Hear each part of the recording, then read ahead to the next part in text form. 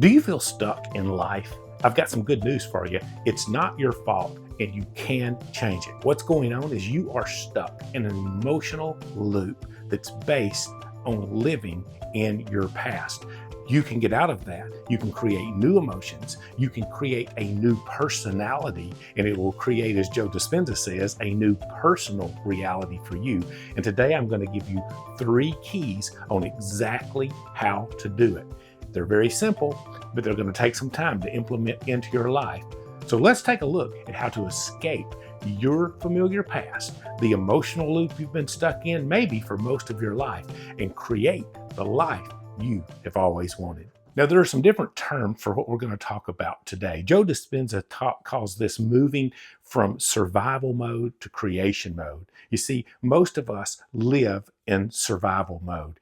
There is a thing built into your body that was used back in the day when a big jungle cat or something came after you in the forest and you had to run away. And it's what we know today as fight or flight mode. Your heart starts to beat faster. Your mind starts to think with more focus, and you kind of tune everything else out, and your body gets ready to react. And then you run, you flee, or you freeze and you hide, fight or flight. You get ready to do battle, whatever it is there for you. The problem is most of us in our society today are living in fight or flight mode. We're living in that state of survival all the time. I love what David Bear calls this. He calls it primal mode or powerful mode. We're either living in a primal state, he says, or in a powerful state. And today we're going to talk about how to move out of that survival mode and into a creation mode. So you start creating the life you want rather than just responding to the life you have. We're going to talk about how to stop living primal and move into that powerful state of living. And there are 3 easy things in our life that we can adapt, that we can change, that we can implement, if you will, to do that. And here they are. Number 1 is you have got to start practicing awareness in your life.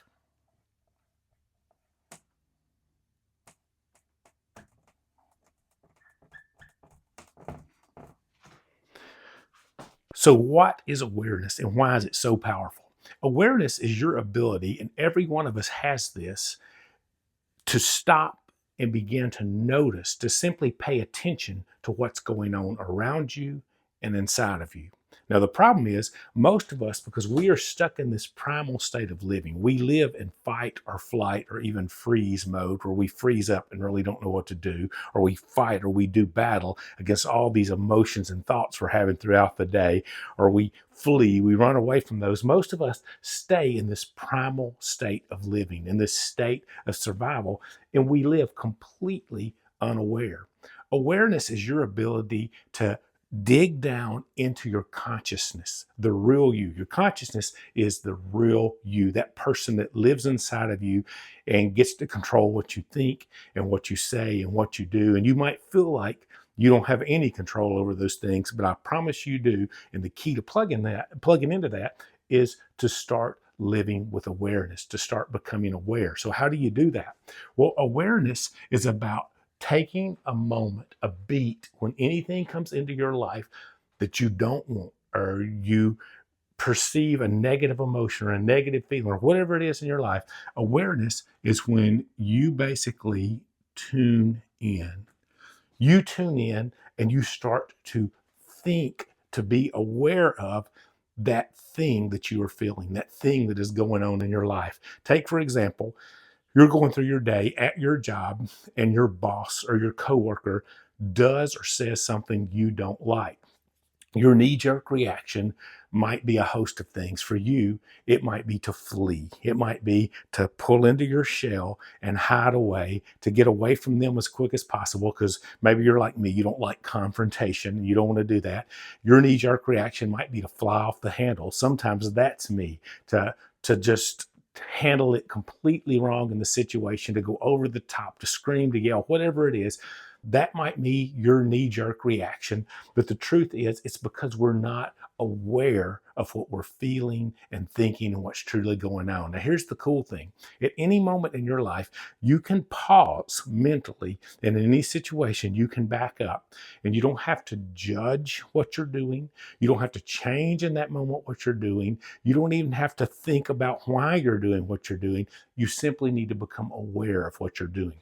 As you start a practice of awareness in your life, you're going to become more and more in tune with who you really are and why you do the things you do and how you do the things you do. And that is the first step into changing that emotional loop that keeps us trapped in the same old life we've always lived, in that familiar past. The first step is you just start becoming aware. Man, when I started practicing this a while back, it started changing everything for me. I started noticing exactly when I would react in a wrong way, when I would want to flee, when I'd want to withdraw, when I would want to confront, when I would want to fight, when I would just freeze up and not know what to do. I became acutely aware of when those things were happening. It was usually in stressful situations in my life. I had no idea how much I was living in this primal state. I had no idea how much I was living in survival mode. Now, the problem with the primal state and the survival mode is, one, it does all kinds of things to your body. It's shooting cortisol, the stress hormone, through your body. Your body's getting ready to literally run for your life. And what happens in the society we live in today, you don't run for your life. That's why exercise helps many of us so much. It kind of releases some of that energy that's built up and stored in you. And that's why it works so well for relieving stress, because you have all this energy built up because your body's designed to do this, but it doesn't go anywhere. You don't run from the tiger. You don't spend 5 minutes traipsing through the jungle at full blast working this off.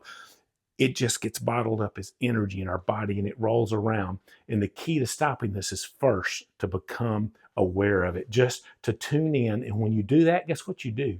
You flip a switch in your brain. The moment you become aware of why you're feeling, or that you're feeling something you don't want to be feeling, and you back up and you look at it, you take the power away from that emotion. You take the power away from that thing, because you're flipping the switch in your brain and saying, you know what? You're not just this mindless body that reacts and responds to whatever's coming in from your external environment. You might be that. You might be living primal in that more animal state right now, but you don't have to be that. Humans have this unique gift of being able to have awareness of who we are and what we're doing in our life at any given moment, and you can practice it anywhere, anytime. So key number one for moving from your primal state to your powerful state, moving from that state of survival into a state of creation, is to become aware. The reason this is important is because as long as you live in the primal state, long as you live in that survival state, you are blocking creativity in your life. Your brain cannot be creative and be responding to external stimuli in survival mode at the same time. Physiologically, it is not possible. It'll hold you back every single time. So a big reason for this is you got to get aware if you want to get out of primal mode, and you got to get out of primal mode if you want to get into creative mode so you can start creating the life that you want. Now, the second key, you list people are going to like this, because it is simply this. Lists. There are a couple of lists that I want to challenge you to make in your life. These lists are helping me so much. They're opening up so much information about myself that I wasn't aware of. Now, here's why you need a couple of lists, and we're going to get into what they are. Lists help you process information that you might not even be aware of that's going on in your life. And here's a couple of big lists I want to challenge you to make in your life. The first list is a list where you list on the left side of a page how people are perceiving you on the outside. Make you a list, divide a piece of paper in half, and on the left side, just make a list of how you believe people perceive you on the outside. I wrote all kinds of things, good and bad, whatever's going on that you think people are thinking about you. How are people looking at you? Make a list of that. How am I being perceived on the outside? And then next to that, make a list on how you perceive yourself on the inside. And what you'll notice in this list is those things will start to correlate. You'll see that people on the outside think Jim is fun loving, always joking around, always having a great time, life of the party. On the outside, that might be how I seem to a lot of people. On the inside, Jim is wanting everybody to like him. Jim is wanting everybody to say, he's the life of the party. He's the fun guy. I want to hang around with him, because Jim struggles with some things deep down that I've started to discover about myself that caused me to do that. And that we'll get into that on the second list. But make this list, and it's going to help you, because you're going to start to see who is the real me and who is the perceived me. And it's important that you do that, because you can't start to create the life you want until you start getting rid of the life you don't want to make room for it. And a big part of that is understanding how people view you and how you view yourself. That is real awareness. That's when you start getting aware of what the real deal is in your life. So make a couple of lists. This first one is the outside perception of you and the inside perception you have of yourself. Now, here's the next list. It's kind of a two-parter as well.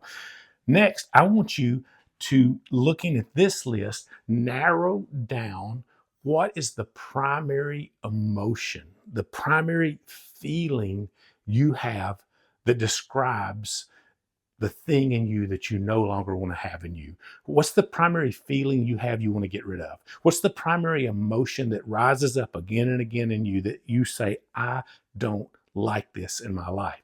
It makes me uncomfortable. It doesn't feel like I'm being genuine. It doesn't feel like the real me, but it seems like it's the predominant feeling in my life that drives everything all the time. If you had to write down that emotion, what would it be? Now, here's what we're going to do. I'm going to get very transparent with y'all so you can kind of get a hold of this. And I'm going to share some deep stuff that I normally probably wouldn't share on here, but I want to get deep with you because I want you to get deep with yourself, because this stuff can set you free. When I did my list and I narrowed my things down, I got my primary negative feeling, my negative emotion down to one thing. I'm going to get where you can't see it and I'll show you.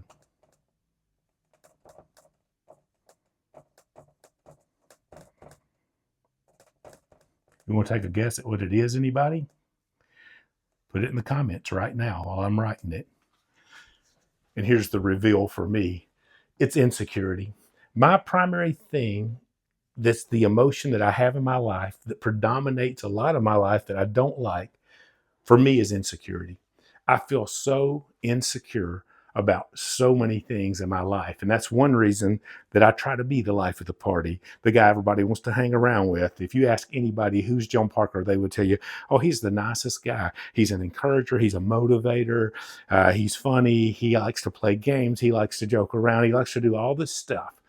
But so much of that, I have found, is driven by insecurity. I do a lot of those things because I don't feel like I really genuinely am a lot of those things. Now, I don't know what it is for you. It could be a host of things. Maybe you struggle with anger. I had a lot of that with bottled up rage back about a year ago when I started rewiring my brain for a new life. But maybe you struggle with insignificance. Maybe your emotion has to do with feeling unworthy. I don't know. There's a host of things. Just look up a list of emotions on Google. This is one of the easiest ways to make this list, and go through, and whatever ones stand out most to you, that's probably the ones you're struggling with. Now, I'll tell you that this second list is a two-parter. Get your big emotion that you want out of your life and that you feel the most drives your life right now. Write that down. And then I want you to write down a list below that emotion of thoughts you have attached to that list. So you want thoughts over here in this bubble.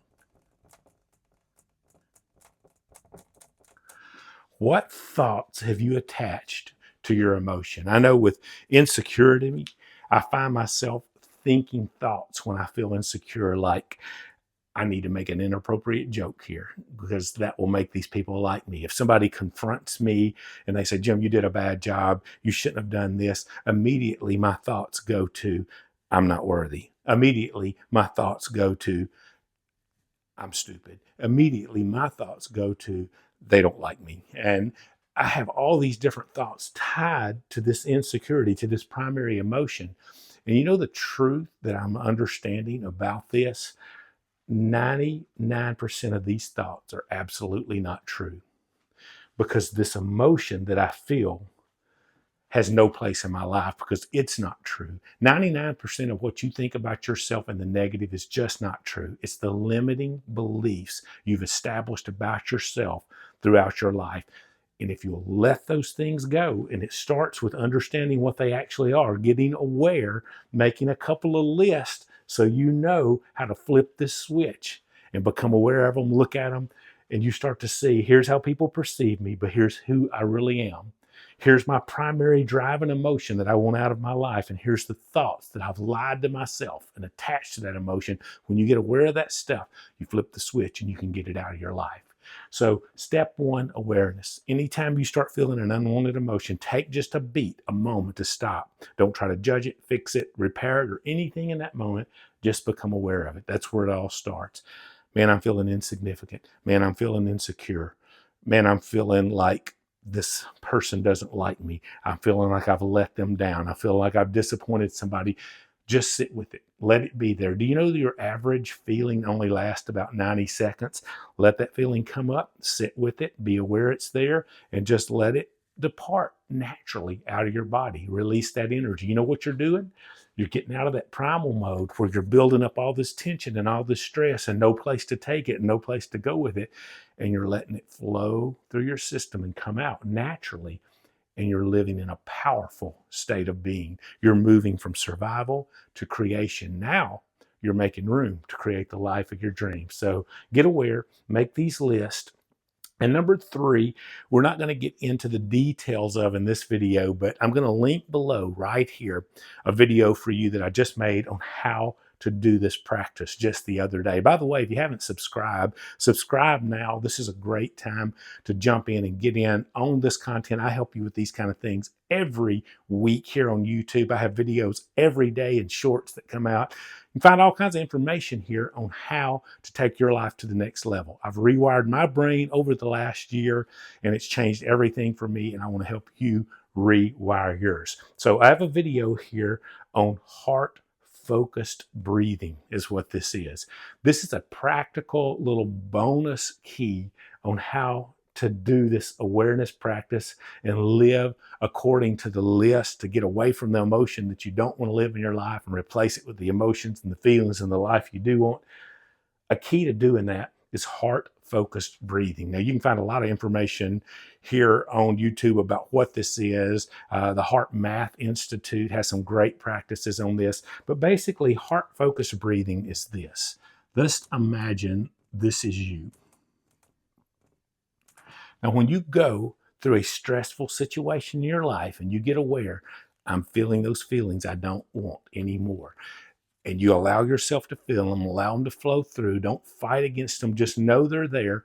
One way you can take your system out of this primal state of being as the stress is trying to build and move into that powerful state where you're a creator, you're an innovator, you're painting the life picture that you want. How do you do that? Heart-focused breathing will help you to do it. And it's simply this. Take about a 4 to 7 second breath in, whatever's comfortable for you. And as you breathe in, imagine you're breathing in literally through your heart. Just visualize that. And when you breathe out, imagine you're breathing out through your heart for about 4 to 7 seconds as well. Do that 3 or 4 times, and you will slow your system down. You'll slow your heart down, and your heart will beat in coherence with wave energy. Your body's full of wave energy. If you don't believe that, go to the emergency room when you're having heart problems. They're going to hook you to an electrocardiogram, if I'm saying that right, and they're going to measure heart activity electrically on the outside of your body. It's putting it out. They can measure it, and it's going to make your heart beat with these waves of energy in coherence with the waves in your brain, the way your body's intended to work, the powerful state, the creative state, and your body's going to start to sync up. Now, there's some ways you can do this more effectively, and that's what's in the video link below. Check that out. tell you all about how to do some real practices of letting go with this and embracing the life you want. And you can use it as almost a mini meditation throughout your day. But heart focused breathing is huge. And it's simply saying, I'm going to learn to breathe through my heart. As I take a breath in, I'm going to visualize that breath coming in through my heart and breathing out through my heart, and it's going to settle your system. This work is easy work. It's easy work in that anybody can stop and be aware. Anybody can make a couple of lists. Anybody can do heart focused breathing. It's easy, but it's going to take some time to do it. It's simple steps, but it's going to take a commitment to daily start to do these things, to start to look at the list you made and say, this is where I feel. This is my primary negative emotion. These are the thoughts attached to it, and I want to start letting these go. I want to stop being focused on the outside, and I want to start being focused on the inside. And when you do, you're going to flip the switch in your life, and you're going to be able to begin to create the life of your dreams. And I want to help you to do that. This week, the challenge is make these lists, look at these lists, and flip the switch.